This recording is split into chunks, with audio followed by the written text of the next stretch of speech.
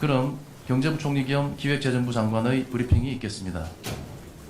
예, 안녕하세요. 기획재정부 장관입니다. 최근 부동산 시장은 서울 수도권을 중심으로 가격 변동성이 확대되고 있습니다.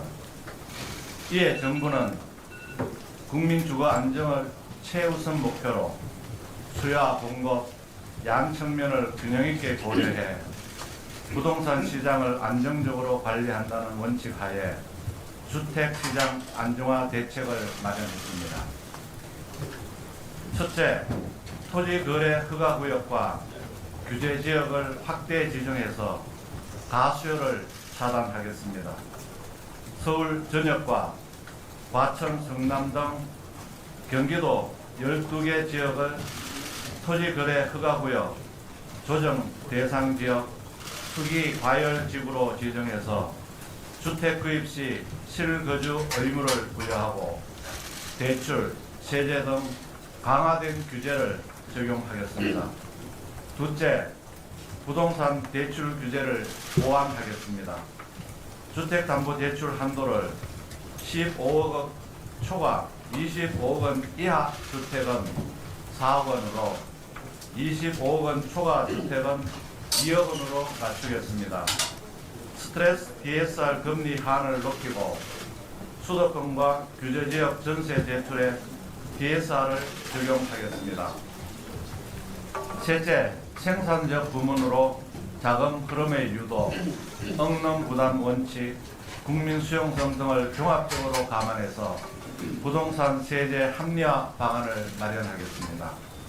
세제 개편의 구체적 방향, 시기, 순서 등은 부동산 시장에 미치는 영향, 과세 형평 등을 감안해 종합 검토할 계획이며 연구 용역, 관계부처 TF 논의 등을 통해 보유세, 거래세 조정과 특정 지역 수요 쏠림 완화를 위한 세제 합리화 방안을 검토하겠습니다.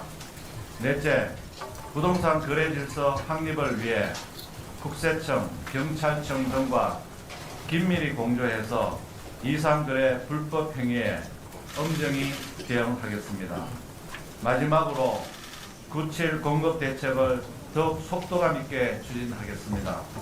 부동산 관계 장관 회의 등을 통해 이행 상황을 격주로 점검하고 특히 서울 선호지역 공급이 신속히 이루어지도록 하겠습니다. 정부는 앞으로도 가계대출, 부동산 시장 동향을 면밀히 모니터링하고 안정적으로 관리해 나가겠습니다. 이상 말씀드렸습니다. 다음으로 국토교통부 장관의 브리핑이 있겠습니다. 예, 안녕하십니까.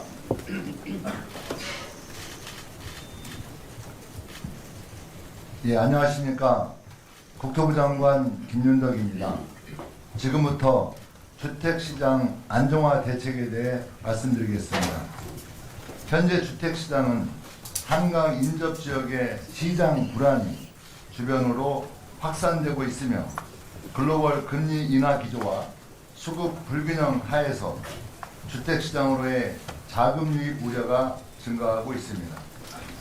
주택시장의 불안은 서민 주거 안정을 위협할 뿐만 아니라 근로 의욕 저하, 소비 위축 등으로 이어져서 경제 전반의 활력을 저해할 수 있습니다.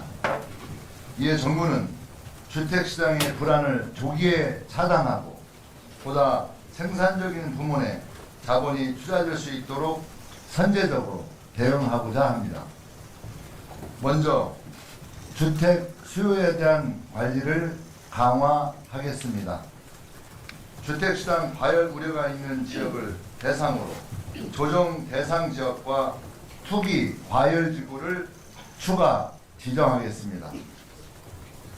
기존의 강남 3구와 용산구를 포함하여 서울시 25개 자치구 전체를 대상 지역으로 지정할 계획이며 경기도의 경우 광명, 과천, 분당 등 총 12개 지역을 추가로 지정하겠습니다.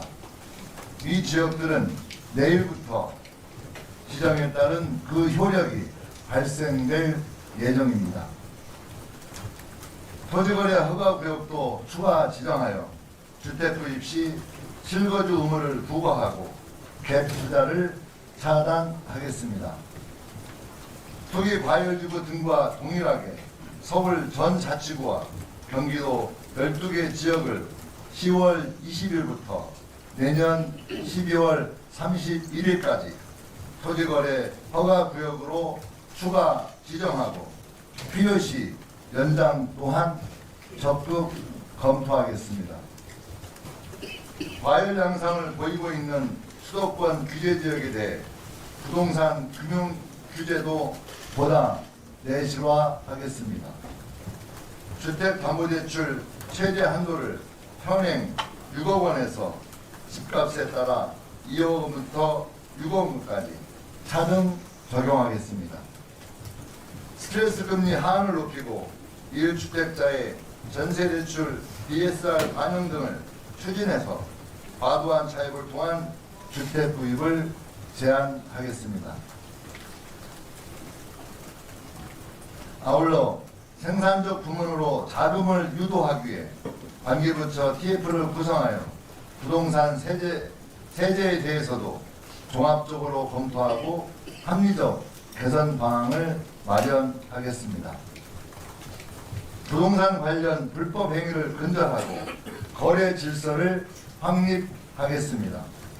국토부는 가격 띄우기 행위에 대한 기획 조사를 통해 의심 사례에 대해 수사 의뢰를 하고 있으며 앞으로는 국토부 내 부동산 특별사법경찰을 도입하여 부동산 범죄에 더욱 적극적으로 대응하겠습니다.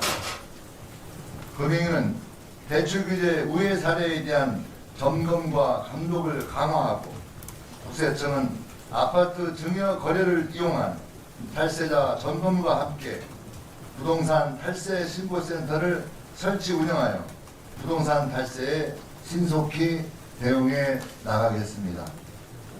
경찰청은 전국 경찰 841명을 부동산 범죄 수사단으로 편성하여 이달부터 부동산 범죄 특별 단속을 추진하겠습니다. 또한 국무총리 소속으로 부동산 불법 행위 감독 기구를 설치하고 범정부적 역량을 결집해 부동산 불법 행위에 강력히 대응해 나가겠습니다. 근본 대책의 차질 없는 이행과 함께 9월 7일 발표한 주택 공급 확대 방안의 후속 조치도 더욱 속도감 있게 추진하겠습니다.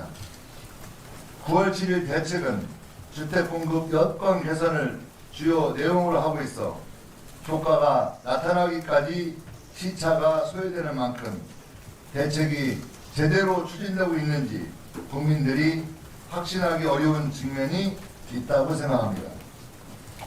국토부 1차관을 단장으로 하는 공급대책 이행점검 TF를 출범시켜 과제별 이행계획과 추진 실적을 철저히 관리하고 국민들께 진행 상황을 신속히 보고드려 공급에 대한 신뢰를 높여 나가겠습니다.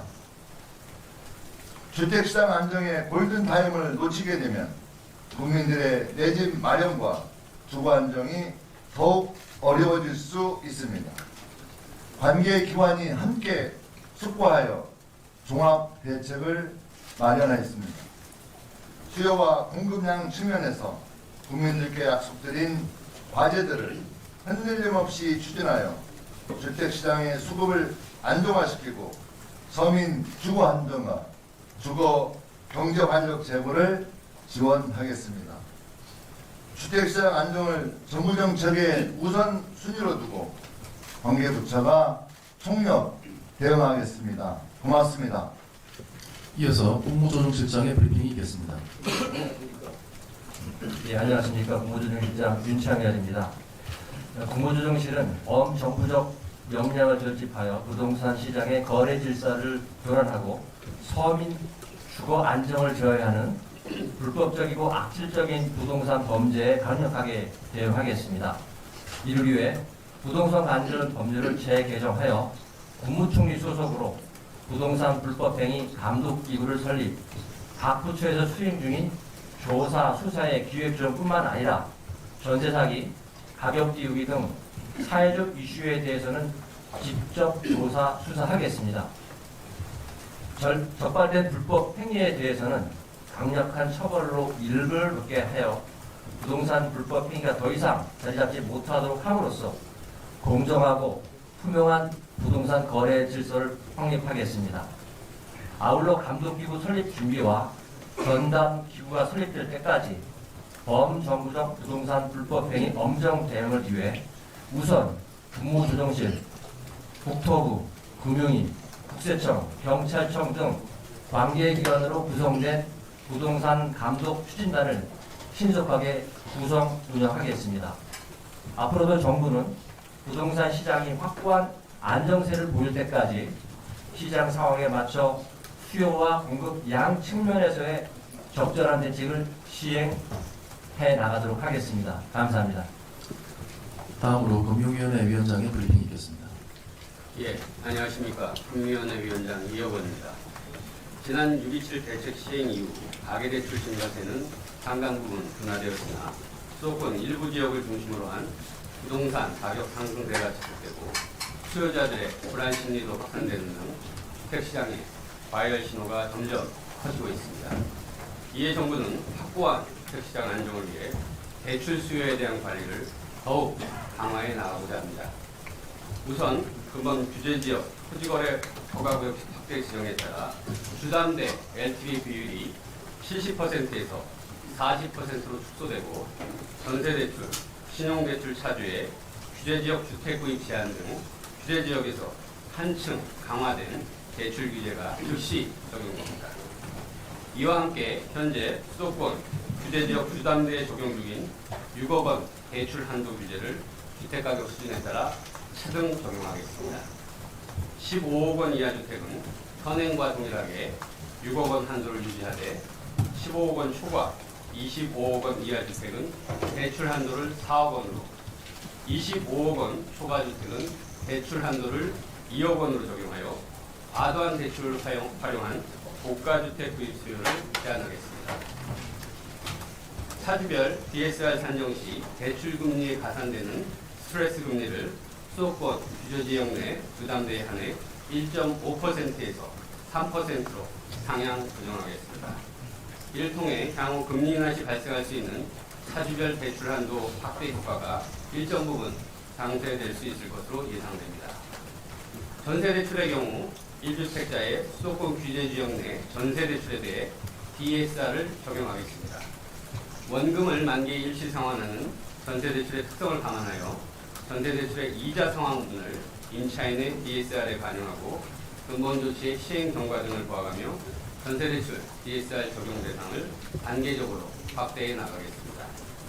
마지막으로 금년 9월에 발표된 은행권 주담대 위험 가중 시 하한 상향 조정 조치를 당초 예정된 26년 4월보다 앞당겨 26년 1월부터 조기 시행하겠습니다.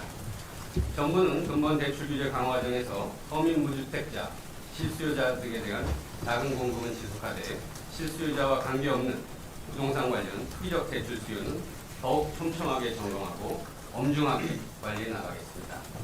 우리 경제의 건전하고 지속적인 성장을 위해 대출 수요가 주택시장을 불필요하게 자극하지 않도록 하고 부동산 부분으로의 자금 쏠림이 생산적 부문으로 전환될 수 있도록 최선의 노력을 다하겠습니다. 감사합니다. 마지막으로 국세청장의 브리핑이 있겠습니다.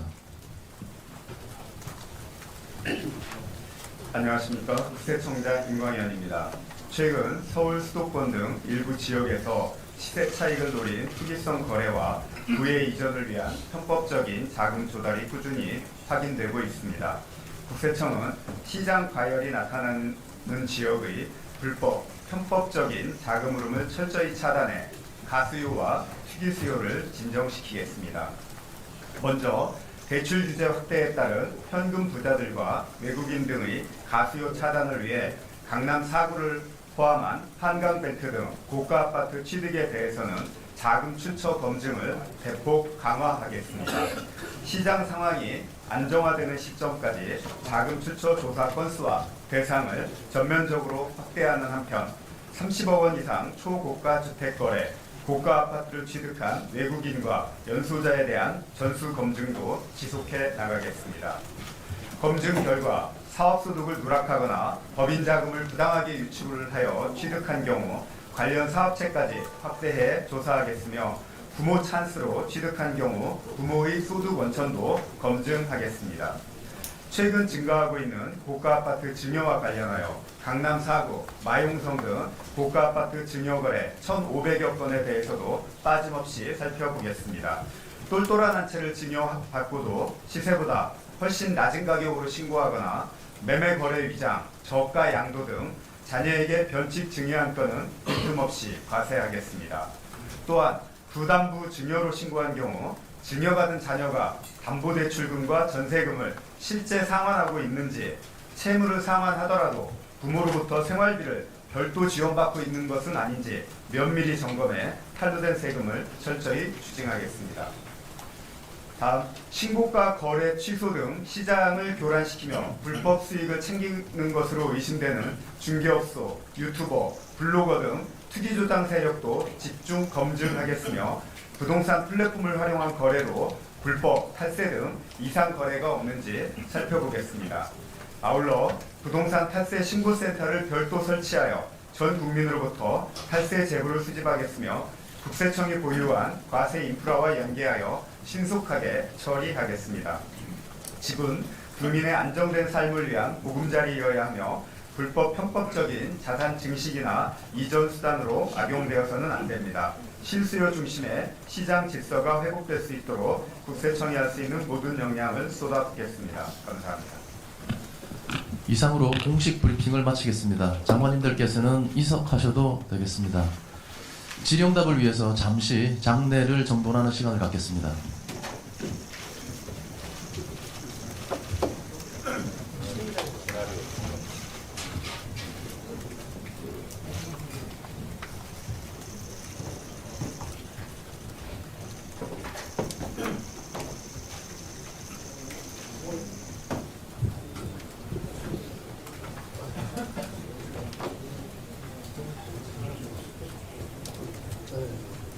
질의응답에 응해주실 우리 각 부처 실국장님들 앞으로 나와주시기 바랍니다.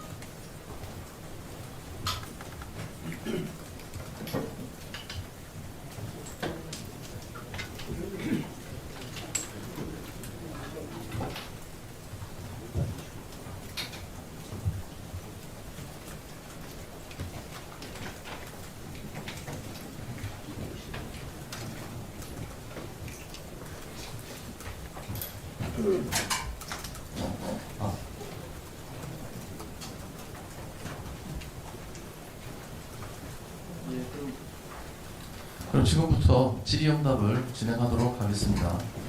질의가 있으신 분은 기자님들은 손을 들어주시고 지명을 받으면 소속과 성명을 밝히신 후에 질의해 주시면 되겠습니다.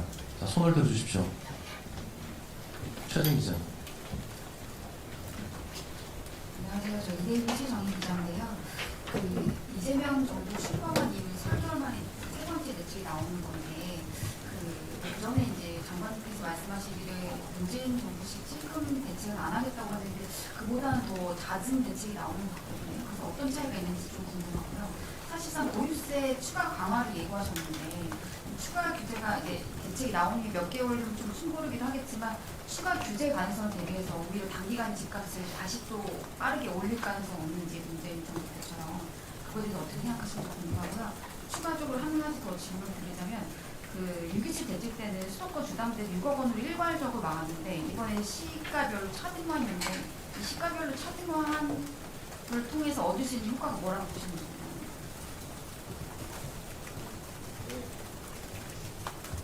네, 그 국토부 주택토지실장입니다.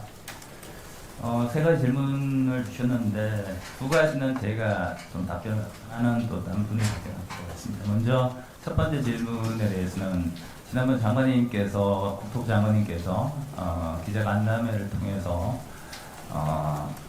이 그때 시장 상황에 따라서 단편적으로 대책을 발표하지 않고 여러 가지 금융 대책이라든가 세제라든가 종합적으로 대책을 만들어서 발표하겠다라고 말씀하셨습니다. 그런데 지금 시장 상황이 잘 아시다시피 뭐 수급 불균형에 대한 우려도 있고 또 그 추가 금리 인하에 대한 우려로 인해서 약간의 좀 불안 심리가 좀 형성되었고 그로 인해서 수요 쏠림 현상도 좀 발생하고 가격도 상당히 단기간에 좀 급등하고 있는 상황으로 인식을 하고 있고 이 적기의 시장을 대응하지 않을 경우에 추가적으로 이런 불안감이 더 확산돼서 시장이 전면적으로 좀 관리할 수 없는 상황으로까지 갈 수 있다는 판단을 했고 그래서 이번 대책에는 단순히 이제 규제 지역만 지적하는 게 아니고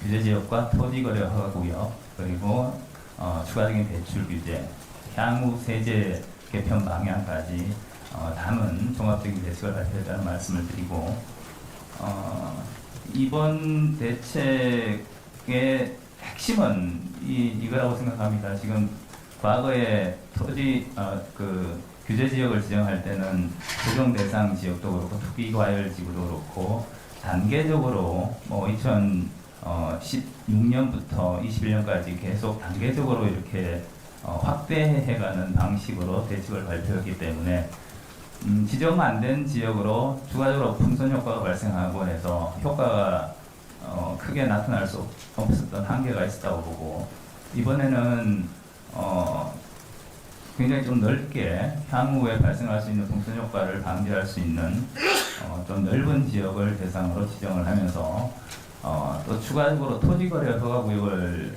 같이 지정하게 되었기 때문에 지난 그 예전에 규제지역 지정할 때처럼 이 갭 투자를 통해서 별도로 자금을 동원할 수 있는 수단을 근본적으로 막았다고 이해를 하시면 됩니다. 그래서 효과 자체가 굉장히 클 것이다 라고 생각되고 다만 아까 두 번째 질문하신 것처럼 그러면 향후 또 세제 개편에 대한 또 예고가 되어 있기 때문에 그 전에 추가적 수요가 또 유입될 우려에 대해서 말씀하셨는데 저희는 일단 방금 말씀드린 규제지역과 토구역을 포괄적으로 서울 전역과 경기도 12곳으로 지정한 것으로 상당 부분 시장 안정에 효과가 있을 것이다 생각되고 향후 이 세제 개편 부분도 반드시 이제 부정적으로 영향을 미칠 것이다 생각은 하지 않고 있습니다.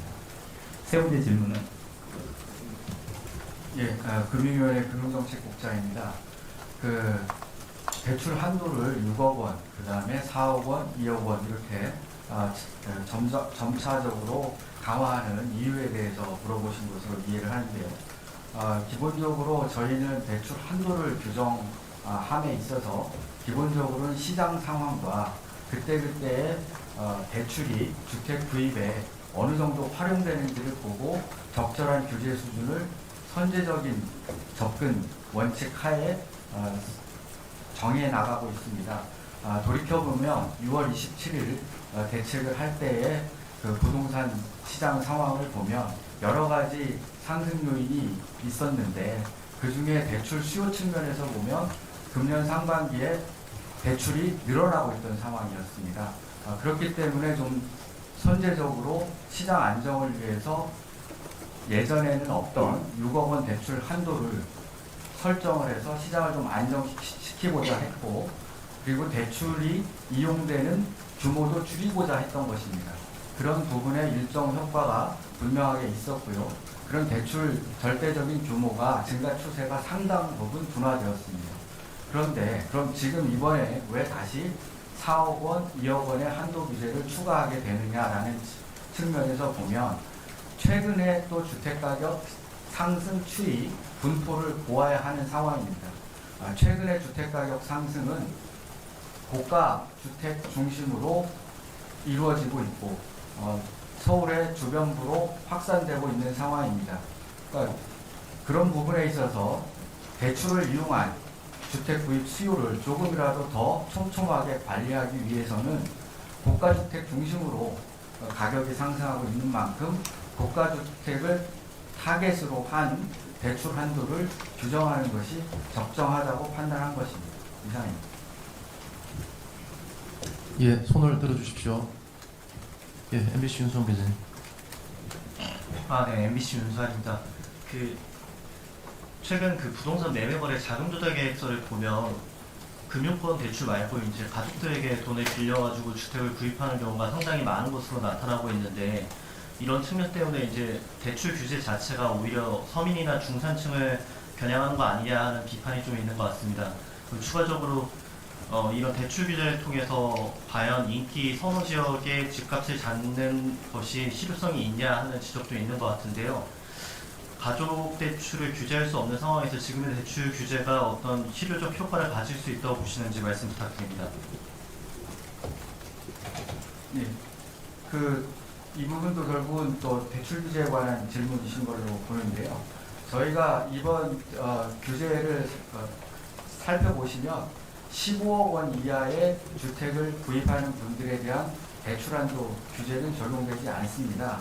그러니까 결국 저희가 서민 중산층의 주택 금융을 이용한 주택 구입에 있어서는 불편함을 주지 않겠다는 기본 정신이 깔려 있는 것이고요. 저희가 여러 강력한 대출 규제 정책을 쓰는 가장 큰 이유는 주택 가격을 견인하는 여러 가지 요소가 있겠지만, 그 중에 주택 금융 담보 대출도 일정 부분 역할을 하는 건 사실입니다. 이를 통해서 적어도 수요 측면에, 그리고 수요를 구성하는 중에 대출 측면에 이런 것들이 주택 가격을 과하게 끌고 가는 상황은 좀 막아야 되겠다, 그런 관점이고요. 그런 걸 통해서 주택 가격이 안정화된다면 서민 중산층의 소득과 적절한 주택 금융이 결부된 주택 구입이 원활해지고, 그런 것들이 서민 주거 안정에 기여할 수 있다고 생각을 하고 있습니다. 예, 이희수 기자님. 네, 배경이 이수입니다. 근데 서울 외곽 지역까지 15억이까지는 이게 LTV가 만약에 40%가 적용이 되고 스트레스 DSR까지 붙게 되면 사실 소득에 따른 한도까지 확 줄어드는 건데요. 이 상대적으로 자산이 적은 청년이나 신혼부부 이런 분들의 내 집 마련이 너무 어려워지는 게 아닌가 하는 우려가 한 가지 들고요. 두 번째로는 규제지역 지정 시 재건축 재개발 규제도 대폭 강화되는데, 이런 오히려 도심 주택 공급이 위축되는 거 아닌가 하는 우려가 드는데, 혹시 이에 대한 입장이 어떠신지 궁금합니다. 예, 앞부분 질문은 또 대출 부분인 것 같아서요. 서울 외곽 지역의 경우에는 지금 이번에 외형적인 대출 한도 규제가 규제 지역과 수도권으로 되어 있습니다. 근데 서울 외곽의 수도권의 경우에는 15억 초과 주택이 그렇게 많지 않기 때문에 직접적인 대출 규제의 대상에서는 포함되지 않는다. 그런 점을 좀 감안해 주셨으면 좋겠고요. 그 다음에 청년 신혼부부들의 경우에는 저희가 국토부와 금융위원회가 같이 함께 운영하고 있는 정책 모기지, 디딤돌 대출, 보금자리론 이런 등이 있습니다. 어느 경우에도 이번 대출 규제 내용에 그런 부분에 제약을 주는 요소는 없습니다. 그러니까 정부는 청년과 신혼부부의 정책적인 배려가 필요한 부분에 있어서의 주택금융은 차질 없이 공급하겠다는 입장도 견지하고 있습니다. 예, 손을 들어주십시오. 전기사업 관련해서 공급 우려에 대한 부분을 간단히 말씀드리면 결국 이제 정비사업과 관련된 부분, 조합은 지위 양도가 제한되는 부분이 있는데 이 부분은 사실 그 투기 수요 유입을 방지하기 위한 목적이기 때문에 실제 공급하고는 직접적으로 연관이 된다고 보기는 어려울 것 같고 저희들이 아시다시피 97 대책을 통해서 정비사업 활성화를 위해서 여러 가지 그 조기사업비 지원이라든가 절차 간소화라든가 발표했던 내용에 대해서는 이제 도시정비법 법안도 이미 발의가 됐고 향후 후속 조치를 신속히 해서 정비사업 같은 도심지 내 주택 공급에 대해서 차질이 없도록 공급할 계획입니다. 예, 질의해 주십시오. 예, 홍승 기자님. 네, 헬라그냥 선생 기자입니다. 그 총리 직속 부동산 감독기구는 실제 부동산 감독원에 준하는 대형 조직이 될 건지 어디까지 권한이 있을지 그 규모나 좀 인원 측면에서 정해진 게 있을까요? 지금 아직 구체적으로 규모, 조직, 그 인원 뭐 이런 부분들에 대해서는 아직 논의가 진행 중에 있는 상황이고요. 다만 이제 기존에 국토부에 있던 그 부동산 소비자 분석 기획단과 같은 부동산 시장, 부동산 거래 상황에 대한 어떤 모니터링과 조사 측면에 국한되는 게 아니라 향후에 좀 더 강화된 기능을 통해서 감독 권한도 강화하고 향후 그 실제 수사까지 연계될 수 있는 강한 기능을 부여할 계획이고 그 부분에 대해서 지금 총리실 그리고 관계기관과 계속 협의 중에 있습니다. 예, 질의해 주십시오. 예, 위지 기자님. 네, 안녕하세요. 매일경제 위지 기자입니다. 일단 그 서울에 그 전역에 토어제를 지정하는 부분에 대해서는 서울시랑 협의가 된 것인지 궁금하고요. 그 다음에 그 민간택지 분양가 상한제 지역이나 투기 지역은 현행을 유지하기로 했는데 이렇게 결정하신 이유도 궁금합니다. 그 토지 지정에 대해서 지금 서울시 경기도와 사전에 협의를 했고요. 일단 그 서울시 경기도 입장에서도 현재 시장 상황에 대한 우려가 굉장히 큰 상황이라는 부분에 대해서는 공감대가 같이 있는 상황이고 이 부분에 대해서 그 더 늦기 전에 신속한 조치가 필요하다는 부분에 대해서 공감했고 그래서 좀 더 강력한 규제 수단인 그 투기과열지구 조정 대상 지역 그리고 토지거래 허가구역 지정에 대해서도 공감하는 입장이고요. 그리고 그 분상제하고 투기 지역 제외되는 부분은 분상제 같은 경우에는 지금 최근에 주택가격 상승 양상이 매매 거래 그 주택 매매 과정에서 매매로 인한 주택가격 상승이라고 저희들이 판단하고 있기 때문에 어떤 분양가에 관련된 부분은 아니다라고 판단했고 그래서 향후 시장 상황에 따라서 분상제 부분은 추가적으로 저희들이 별도 검토를 거쳐서 할 수 있는 부분이 있을 걸로 보입니다. 그래서 현재 상황에서는 우선적으로 분상제나 이런 부분들은 포함시키지 않았고 우선적으로 토지거래 허가구역 규제지역 우선으로 지금 발표를 했다는 말씀드립니다. 예, 또 질의해 주십시오. 예, 김지 기자님. 네, 경향신문 김지혜입니다. 네, 그 토어구역을 내년 12월까지로 유지하기로 했는데 이 기한을 이렇게 정한 이유가 무엇인지 일단 궁금하고요.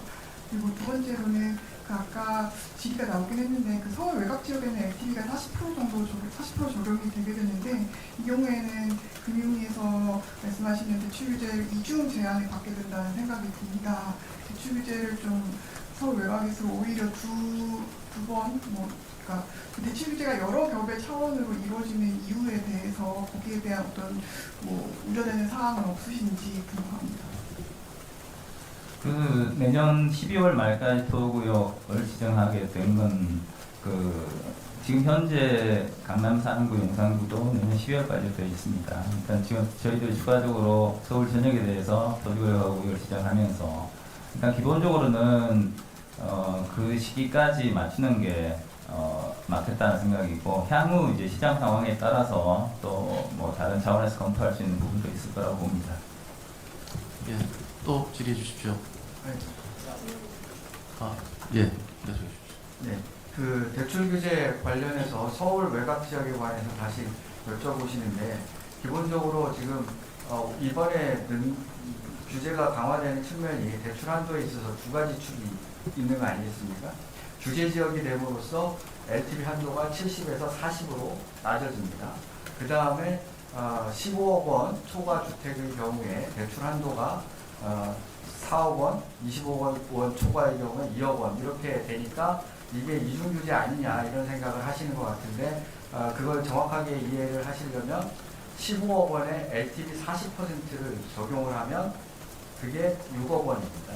그래서 종전에 6억 원 한도 규제가 있던 상황에서 이 규제가 되는 것이고요. 그러니까 서울 외곽 지역의 경우에 15억 원을 초과하는 주택이 그렇게 많지 않습니다. 그렇기 때문에 규제 지역이 되더라도 지금 6억 원, 4억 원 이 규제에 적용될 가능성이 별로 없게 됩니다. 그러니까 그러한 측면에서 보면 우려하시는 사항은 그렇게 크지 않을 것이라고 생각됩니다.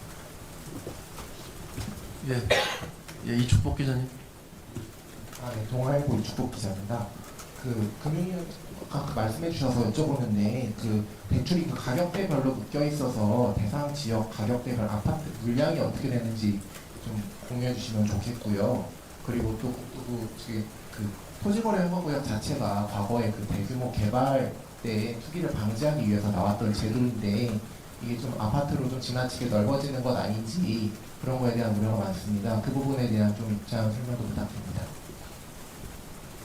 통계에 관해서 이제 여쭤보셨는데 이 정부가 이 가격대별 그 주택 숫자 혹은 그 가격 대출 금액별 그 주택 숫자에 대해서 실시간으로 체크하기가 어렵습니다. 주지하시는 것처럼 주택 가격은 일주일 사이에도 이렇게 변화하고 있지 않습니까? 그렇기 때문에 그걸 현재 기준으로 말씀드리기는 좀 어려움이 있습니다.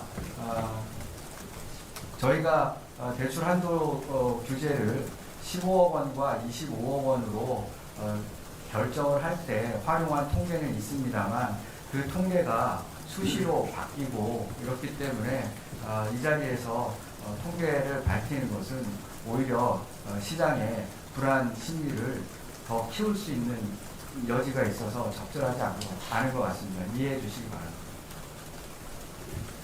질의해 주십시오. 네, 아니요. 그 토지거래허가구역 지정 목적 자체가 그 합리적 토지 이용을 위해서 투기적 거래가 성행하는 지역에 대해서 지정해서 그런 부분들을 합리적으로 관리하겠다는 취지의 제도입니다. 그래서 이 토지거래허가구역을 지정하게 되면 국민 불편이 어느 정도 좀 발생하는 부분이 있는 부분은 뭐 있는 거고요. 다만 저희들이 이번에 토지거래허가구역을 확대 지정하면서 고민했던 부분은 일단 그 국민들이 가장 관심을 가지고 있는 주거 부분에 대한 안정이 최우선 목표라고 생각되고 주거 안정이 되어야 그 다음 단계의 여러 가지 경제적 활동이라든가 이런 부분들도 원활히 진행될 수 있다고 판단했고 그래서 원래 목적인 토지 이용의 합리적 그 이용에 대한 토지의 합리적 이용에 대한 부분을 이번 그 추가적으로 확대하는 토지거래허가구역을 확대하는 부분에 대해서 그 같이 연계시켜서 생각하면은 어쨌든 주거 안정을 꾀하기 위한 목적으로 이용하는 부분이 반드시 뭐 다른 목적은 아니라고 저희들 판단했고 이 규제를 통해서 어느 정도 주거가 안정되면은 그 자체가 바로 우리 부동산의 안정적 그 합리적 이용 목적도 달성할 수 있을 거라고 생각됩니다.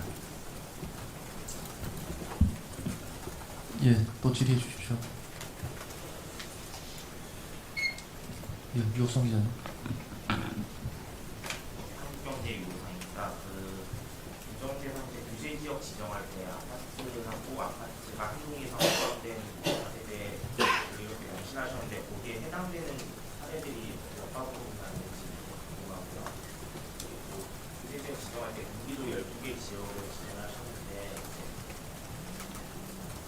포함되지 않은 지역들은 조건에 맞지 않아서 파악이 되지 않는 경우가 있지 않는 규정의 12개 지역은 누가 만족을 했던 것인지.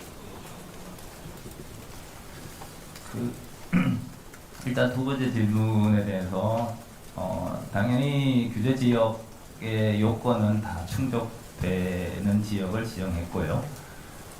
지금 뭐 투기과열지 같은 경우에는 그 주택가격 상승률이 물가 변동률의 1.5배 이상 되는 지역에 대해서 지정하도록 되어 있는데 모든 지역이 다 그 요건을 충족했고 그리고 그 아까 그 한 단지 내에 아파트와 연립 다세대가 포함되어 있는 그 현황에 대해서는 물어보셨는데 일단 그 자세한 현황에 대해서는 저희들이 좀 추가적으로 확인을 해야 될 부분이고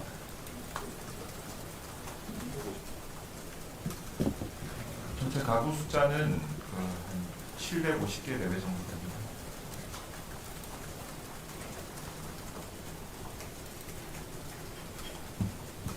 답변 다 되셨습니다.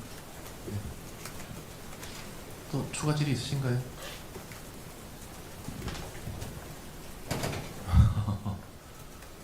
그러면 마지막으로 우리 저기 홍성희 기자님하고 윤수환 기자님하고 정담희 기자님하고 세 분만 하고 있습니다.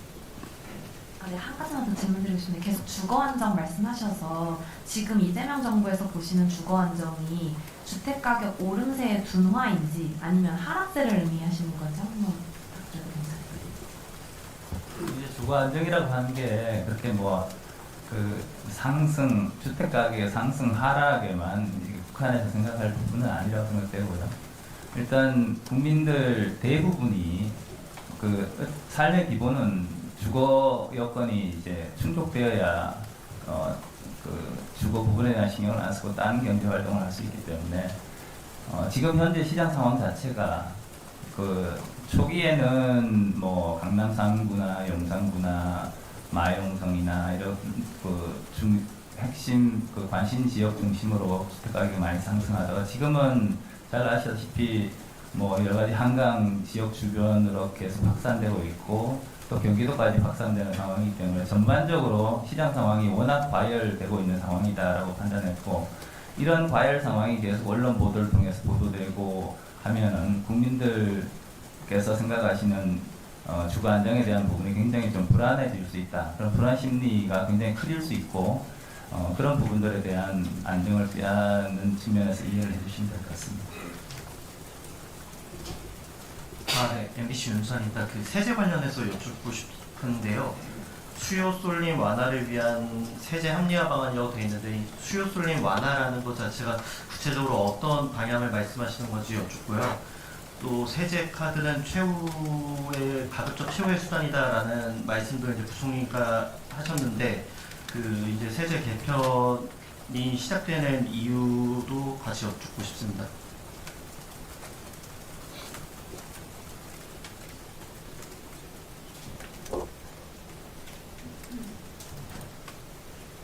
예, 기획재정부 재정소비세 정책관 김병철입니다. 이제 말씀하신 그 부동산 세제 관련해가지고요. 일단 주택시장, 주택 가격 안정을 위해 가지고 뭐 세제를 활용하는 데는 신중하게 접근해야 된다는 것이 기본적인 입장이고요. 그리고 그 부동산 정책의 목표가 좀 전에 말씀하신 국민 주거 안정이다라는 목표이기 때문에 이러한 목표를 위해서 어떠한 정책 수단도 사용할 수는 있다고 합니다. 다만 그렇지만 세제는 가급적 최고의 수단으로 활용되어야 한다고 생각을 하고요. 이 부동산 정책 관련해 가지고는 이번에 기본적으로 그 조세 정책의 방향을 말씀을 드린 거고, 그리고 앞으로 구체적인 개편 방안이나 시기나 순서 등에 대해서는 그 부동산 시장에 미치는 영향이나 과세 형평 등을 종합해서 마련하도록 하겠습니다.